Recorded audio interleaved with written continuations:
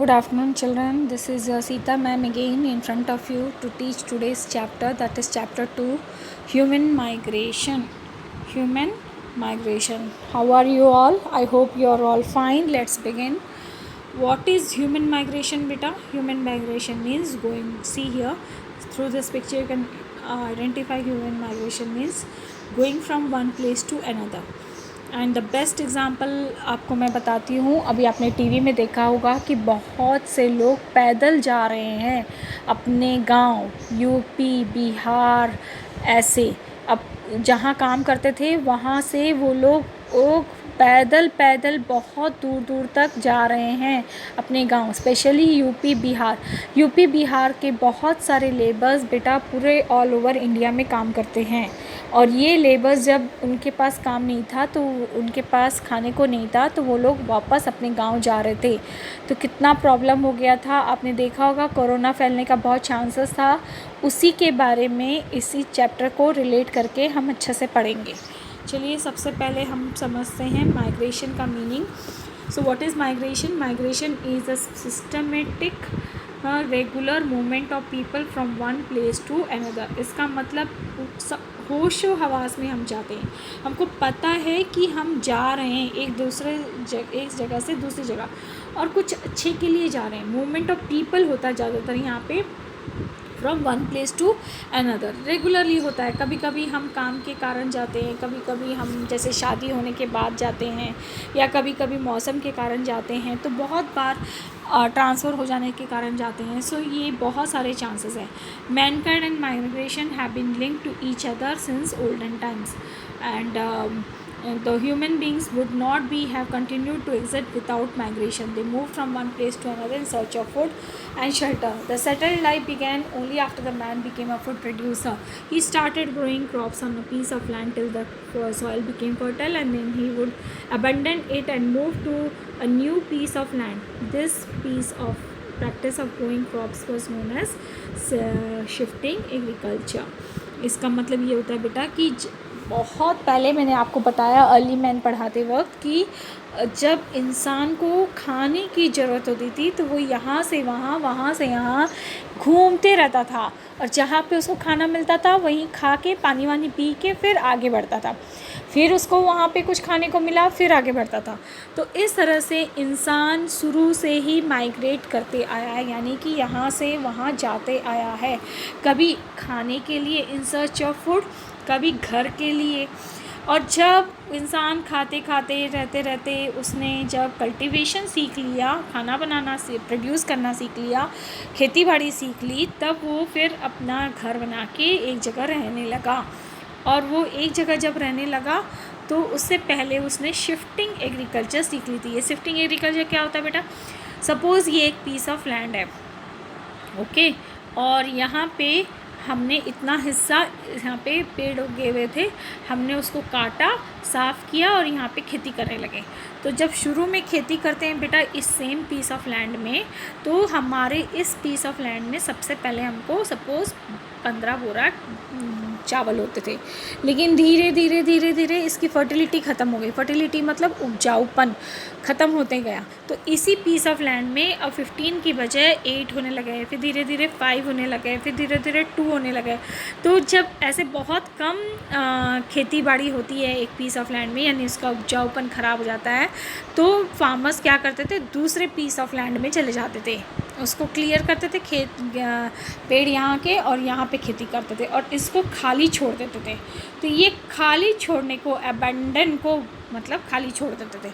इस तरह से खाली छोड़ देते थे, और जब ये खाली पड़ा रहता था तो धीरे धीरे इसकी बाद में अच्छी मतलब क्या बोलते हैं वो, क्या स्ट्रॉन्ग हो जाता है, धीरे धीरे कुछ दिन छोड़ देने से वो फर्टाइल हो जाता है।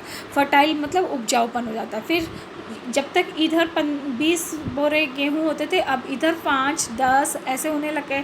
तो जब इधर आता है फिर वापस वो इधर चला जाता है, इस खेत में, इस खेत से इस खेत में, इस खेत से इस खेत में, ऐसे शिफ्ट होकर कल्टीवेशन को बोलते हैं शिफ्टिंग एग्रीकल्चर। समझ में आया बेटा? इस शिफ्टिंग एग्रीकल्चर से इंसान रहने की आदत है शुरू से ही। सो उससे पहले migration in olden times, in earlier times the migration were carried out with a limited area as they were no means of transport. People had to walk to or carry their goods. They were scared or to travel far out places due to difficulties. Many myths and superstitions. Myths and superstitions का मतलब बेटा, myth मतलब झूठ और superstitious मतलब अंधविश्वास। उस ज़माने में बहुत अंधविश्वास था, झूठ कुछ भी, कोई एक बोल दिया कि इधर से थोड़ा आगे जाओगे तो बेटा, पहले लोग डरते थे, लोग जानते नहीं थे, साइंस नहीं था, नॉलेज नहीं था, पढ़े लिखे लोग नहीं थे, तो इस तरह की छोटी छोटी प्रॉब्लम्स को वो समझ नहीं पाते थे। तो कोई बड़ा बोल दिया कि बेटा दूर मत जाओ, नहीं तो तुम एक दिन तुम्हारी धरती ख़त्म हो जाएगी और तुम गिर के मर जाओगे, तो लोग जाते भी नहीं थे, डर के मारे नहीं कर पाते थे। और रात को मत निकलो, रात को बाहर निकलने से धरती ख़त्म हो जाती है, फिर मर जाते हैं, तो इस टाइप की बहुत अंधविश्वासी बातें होती थी। तो उस ज़माने में एक और अंधविश्वास थी कि people were type of orthodox thinking. ये ऑर्थोडॉक्स थिंकिंग क्या होती है बेटा? ऑर्थोडॉक्स थिंकिंग का मतलब होता है कि पुरानी सोच विचार वाली बातों को ध्यान में रखकर बातें करना, यानी पुरानी सोच वाले लोग। जैसे पहले ज़माने में बोलते थे कि बिल्ली रास्ता काट दी, अब इधर से नहीं जाना है, अशुभ है, दूध फट गया, आज तो कुछ अशुभ होने वाला है। तो ऐसी सोच को बोलते हैं ऑर्थोडॉक्स थिंकिंग। ओके बेटा, ये ऑर्थोडॉक्स थिंकिंग हमेशा अभी भी आपके इंडिया में चलता है। तो उस ज़माने में एक और बात थी जो मैं आपको यहाँ पे लिखा हुआ है, उसको शॉर्ट में बता देती हूँ कि ब्रिटिशर्स लोग क्या थे, जो अंग्रेज़ थे, जो हमारे इंडिया पे राज कर रहे थे, वो हमारे लोगों को पकड़ पकड़ के काम करने के लिए ले जाते थे, क्योंकि उनको हमारे यहाँ के लेबर से काम करवाना इजी पड़ता था। कोड़े बरसाते थे और कम पैसा देते थे, कम खाना देते थे और उनसे काम करवाते थे। तो ऐसे वक्त पे लोग जाना नहीं चाहते थे इंग्लैंड या फॉरेन। क्यों? वो बोलते थे कि समुद्र के ऊपर से जाएंगे तो भगवान जी हमको पाप देंगे। अब पाप क्यों देंगे बेटा? पाप इसलिए देंगे कि समुद्र के नीचे भगवान विष्णु अपनी शैया में, शेषनाग वाली शैया में सो रहे होते हैं, तो हम उनके ऊपर से जाएंगे तो भगवान जी पाप दे देंगे और हमको पाप लगेगा और हम नहीं जाएंगे। तो पहले इस टाइप की सोच थी। ये धीरे धीरे लोग पढ़ने लगे, समझने लगे और ये सारी सोच, हालांकि फिर भी अंग्रेज़ हम लोगों को बड़ी ज़बरदस्ती उठा के ले गए थे काम करने के लिए, वो अलग बात है, नहीं जाना चाहते थे तब भी। फिर फॉरेन लैंड्स में जाकर हम बहुत सारे लोग अभी भी मिलते हैं। ये देखिए, ये माइथोलॉजिकल मैंने जो आपको स्टोरी बताई, ये उसका शॉर्ट है। टाइम बेटा इतना अपलोड करने का टाइम नहीं, इसलिए मैंने शॉर्ट में बता दिया। Types of migration. माइग्रेशन दो प्रकार के होते हैं, एक होता है वॉलेंट्री माइग्रेशन, दूसरा होता है फोर्स्ड माइग्रेशन। वॉलेंट्री का मतलब होता है बेटा अपनी मर्जी से, अपनी इच्छा से, अपनी खुशी से जो हम एक जगह से दूसरी जगह जाते हैं, कुछ फ़ायदा होता है ये सोचकर हम जाते हैं, तो वो होता है वॉलेंट्री माइग्रेशन। फॉर एग्ज़ाम्पल, जैसे आपके पापा का ट्रांसफ़र हो गया और अच्छी जगह पे काम लग गया, अच्छी नौकरी मिल रही है, वहाँ पे अच्छा पैसा मिलेगा, क्वार्टर भी मिलेगा, तो हम बोलेंगे कि वॉलेंट्री, हम खुशी खुशी जा रहे हैं, वॉलेंट्री माइग्रेशन। और एक होता है बेटा फोर्स्ड माइग्रेशन। ये फोर्स्ड माइग्रेशन क्या होता है? फोर्स्ड माइग्रेशन में हमको ज़बरदस्ती कोई काम, ज़बरदस्ती हमसे बोला जाता है बेटा ऐसा करो, उसको बोलते हैं फोर्स्ड माइग्रेशन। ठीक है, ये फोर्स्ड माइग्रेशन अपनी मर्ज़ी से नहीं करना चाहते, लेकिन हमको ज़बरदस्ती करवाया जाता है। यहाँ पे एक स्टोरी है वॉलेंट्री माइग्रेशन की, मैं उसको शॉर्ट में समझा दे रही हूँ। देखो, मैंने आपको पहले ही बताया था कि वॉलेंट्री माइग्रेशन में हम अपनी मर्ज़ी से किस लिए जाते हैं? बेटर जॉब्स के लिए, या पढ़ाई के लिए, या फिर अपने कोई गांव में कोई हमने ज़मीन वमीन ख़रीद ली, वहाँ जाके हमको रहना है, या घर वालों ने बोला है कि भाई अब यहीं आके रहो, हमारे पूरे खेत खलिहान देखो। इस तरह से कोई जब अपनी मर्ज़ी से हम कोई काम करते हैं तो उसको बोलते हैं वॉलेंट्री माइग्रेशन। यहाँ पे एक स्टोरी है बेटा आनंद की, मैं उसको शॉर्ट में समझा देती हूँ। आनंद है, ये देखिए यहाँ पे बेटा, ये आनंद है और ये लोग जॉइंट फैमिली में पहले रहते थे। ये है, ये देखो, ये है आनंद और उसकी वाइफ, ये है आनंद और ये उसकी वाइफ। ये लोग अपने जॉइंट फैमिली में रहते थे। लेकिन आनंद का ट्रांसफ़र हो गया है। अब आनंद का ट्रांसफ़र हो गया तो ये लोग दादा दादी को छोड़ के जा रहे हैं। लेकिन देखिए यहाँ पे आनंद और आनंद की मम्मी खुश हैं। क्यों खुश हैं? क्योंकि उनको पता है कि वो लोग जहाँ जा रहे हैं, तो यहाँ पे सब खुश हैं। यहाँ पे इसलिए खुश हैं कि वो लोग जहाँ जा रहे हैं उनको अच्छी नौकरी है, अच्छा घर है, अच्छा पैसा है। इस वजह से वहाँ पे उनको कोई दिक्कत नहीं आएगी और इस वजह से ये लोग वहाँ जा रहे हैं। और कहाँ ट्रांसफ़र हो गया है? बेंगलुरु में। बेंगलुरु में हालांकि दादा दादी बीच बीच में आते रहेंगे, पटियाला से बेंगलुरु चले गए हैं। क्यों? क्योंकि उनको वहाँ पे उसके पापा को एक अच्छी नौकरी मिल गई है। तो ये जो हम अपनी मर्ज़ी से जाते हैं उसको बोलते हैं वॉलंटरी माइग्रेशन।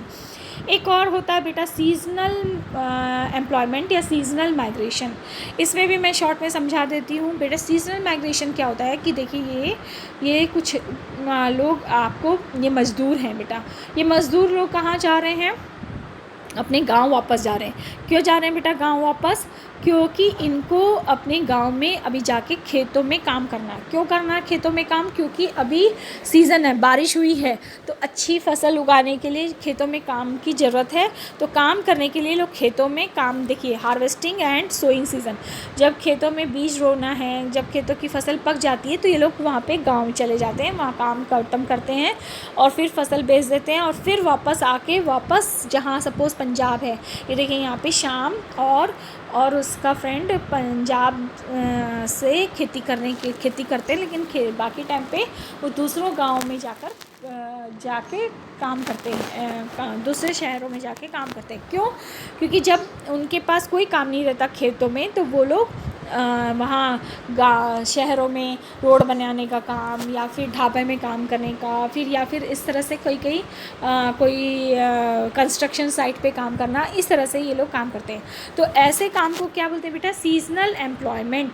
यानी कि सीज़न मतलब खेती बाड़ी का सीज़न आएगा तो गांव चले जाएंगे और खेती बाड़ी का सीज़न ख़त्म हो जाएगा तो शहरों में आएंगे। क्यों शहरों में आएंगे? क्योंकि शहरों में तो हमेशा कंस्ट्रक्शन का काम मिल जाएगा, ढाबे में काम मिल जाएगा, रोड बनाने का काम मिल जाएगा, या ठेला उला लगा कर भी अपना काम चला सकते हैं। इस तरह के काम को बोलते हैं सीज़नल माइग्रेशन। ये देखिए यहाँ पे एक आपको गुजर्स हैं। ये लोग भी ये क्या करते हैं कि जहाँ पे घास अच्छी होती है वहाँ पे कुछ दिन रहते हैं और घास पूरा गाय गोरू उनका जब घास ख़त्म कर देती है तो दूसरे एरिया में चले जाते हैं। तो ये गुजर्स भी बेटा माइग्रेट करते हैं अपने जानवरों के साथ। जैसे जैसे जानवर अपनी घास ख़त्म करते जाता है वो लोग घास वाली एरिया छोड़ के दूसरे एरिया में पहुंच जाते हैं, जहाँ फिर घास उग जाती है फिर इस एरिया में चले जाते हैं। Next comes to forced migration. ये फोर्स्ड माइग्रेशन क्या होता है बेटा? जो आपको करना नहीं है, जो आप जाना नहीं चाहते हो, लेकिन फिर भी आपको ज़बरदस्ती बोला जाता है यहाँ अपने घर को छोड़ के जाने के लिए। जैसे जब अर्थक्वेक आता है, फ्लड आता है, आपके घरों में पानी घुस गया, अर्थक्वेक आ गया, सुनामी आ गया और आपके घर के ऊपर सब बर्बादी आ गई, तो आप क्या करोगे? आपको घर छोड़ के जाना पड़ेगा। सूखा पड़ गया, टेरेस सूखा में ड्रॉट, ये सूखा पड़ रहा है, खेतों में पानी नहीं है, गांव में पूरा पानी नहीं है, तो क्या करोगे? गांव को छोड़ के दूसरे गांव जाना पड़ता है। टेररिस्ट एक्टिविटीज़, बहुत ज़्यादा टेररिस्ट आके आपके एरिया में बहुत गोलीबारी करो, तो बोलते हैं ना जान है तो जहान है। तो वो लोग क्या करते हैं? अपनी उन एरियाओं को छोड़ के दूसरी एरिया में चले जाते हैं जहाँ पे थोड़ा सा उनको लगता है सुकून है। तो ऐसे मैन मेड डिज़ास्टर ये हमने बनाया है, ये मुसीबत हमने पाली है। ये जो सूखा पड़ता है, ये आग लगती है, टेररिस्ट होता है, ये जो सुनामी आता है, ये जो घरों के अंदर पानी घुसता है बेटा, ये हमने प्रकृति के साथ खिलवाड़ किया है। तो ये जो हमने प्रकृति के साथ खिलवाड़ किया है, इसलिए इसको बोलते हैं मैन मेड डिज़ास्टर। डिज़ास्टर मतलब विपत्ति, मतलब मुसीबत, आपदाएं, और नेचुरल डिज़ास्टर भी बोलते हैं, क्योंकि भगवान की बनाई हुई है। आप नहीं बुलाते हो सुनामी को, आप नहीं बुलाते हो अर्थक्वेक को, अर्थक्वेक अपने आप आता है। भगवान की मर्जी होती तब होता है, या हमने कुछ गलत नेचर के साथ किया होता है तब आते हैं। तो यहाँ पे क्या होता है कि इसमें हमारी जान चली जाती है, हमारे घर बाहर चले जाते हैं, हम बर्बाद हो जाते हैं। तो इस तरह के को बोलते हैं फोर्स्ड माइग्रेशन। और यहाँ पे देखिए एक स्टोरी है, Sam a blacksmith of Chaudasi in Uttar Pradesh earn money by making tools for the farmers. वो टूल्स बनाता था फार्मर्स के लिए, लेकिन उसके गांव में सूखा पड़ गया, ड्रॉट हो गया। ड्रॉट मतलब बिल्कुल पानी नहीं गिर रहा था। तो क्या हुआ, उसको भी अपने गांव को छोड़कर, फैमिली मेम्बर्स को छोड़कर ढाबा में और कंस्ट्रक्शन साइट में जाके काम करना पड़ा। तो ये प्रॉब्लम है और इसको बोलते हैं सीजनल माइग्रेशन। जब फिर गांव में अच्छी बारिश हो जाएगी तो वो लोग वापस अपने गांव चले जाते हैं। आपने एक सेम ऐसा ही न्यूज़पेपर में कहानी सुनी होगी बेटा कि इन सितंबर 2014 कश्मीर वैली वाज फ्लडेड। ये देखिए, कश्मीर वैली वाज